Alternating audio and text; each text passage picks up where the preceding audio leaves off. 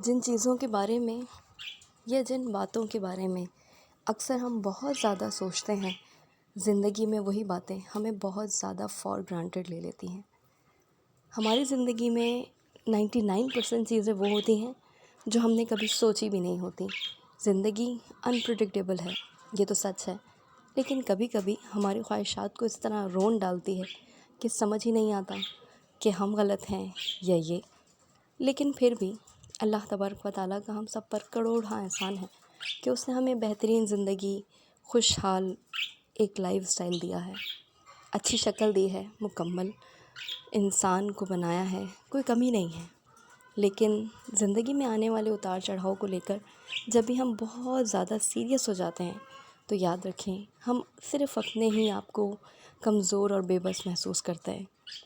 کبھی کبھی زندگی صرف لوگوں کا شیشہ دکھانے کے لیے، لوگوں کی اصل شکل دکھانے کے لیے، لوگوں کی اصل صورت دکھانے کے لیے، لوگوں کی حقیقت واضح کرنے کے لیے ہمارے ساتھ وہ سب کر جاتی ہے جس کا ہم تصور بھی نہیں کر سکتے۔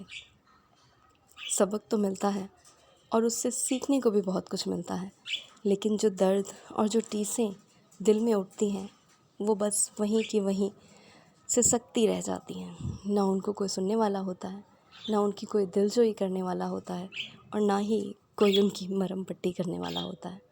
زندگی میں 99% انسان اپنی سوچوں کے آگے بے بس ہو کے تڑپتا رہتا ہے اور اسے فائدہ کچھ نہیں ہوتا۔ پتہ نہیں پھر بھی ہم کیوں لوگوں کو اتنا سیریس لیتے ہیں، لوگوں کے بارے میں اتنا سوچتے ہیں، لوگوں کی کہی ہوئی باتوں کو، ان کے کہے ہوئے لفظوں کو، جملوں کو یاد رکھتے ہیں اور پھر بھی ان کے ساتھ بیٹھ جاتے ہیں۔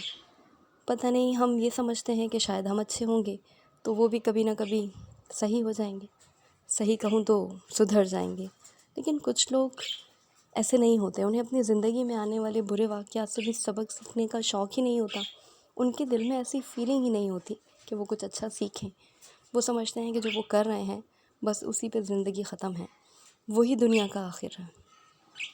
لیکن میں اگر اپنے بارے میں سوچوں تو میرے اندر یہ بہت بری عادت ہے کہ میں لوگوں کے ساتھ واپس ایڈجسٹ کر جاتی ہوں، لیکن میں یہ بھول جاتی ہوں کہ ان کا رویہ کیسا تھا۔ شاید مجھے اپنے آپ کو اس طریقے سے رکھنا نہیں آتا کہ میں اگر کسی سے کچھ برا سنوں یا کسی کا برا برتاؤ دیکھوں تو اس کے بعد اپنے آپ کو بدل لوں۔ شاید یہ اچھی بات ہو، لیکن مجھے یہ اپنی کمزوری اور بری بات لگتی ہے۔ میں چاہتی ہوں کہ اگر کوئی پتھر ہے تو میں بھی اس کی جگہ ایک چٹان بن جاؤں، لیکن میں چٹان نہیں بن پاتی۔ میں بار بار خود کو بدلنے کی کوشش کرتی ہوں۔ میرے دل میں اللہ تعالیٰ نے یہ چیز رکھی ہی نہیں ہے کہ میں کسی کو اس کے پتھر کا جواب اینٹ سے دوں۔ میں سوچتی ہوں چھوڑو، جانے دو، مٹی پاؤں، یا پھر شاید بندہ سدھر جائے گا۔ شاید ایسا میری زندگی میں ہو جائے۔ آپ دعا کیجیے گا ٹوٹے ہوئے دل جڑ جائیں اور ساری دعائیں پوری ہو جائیں۔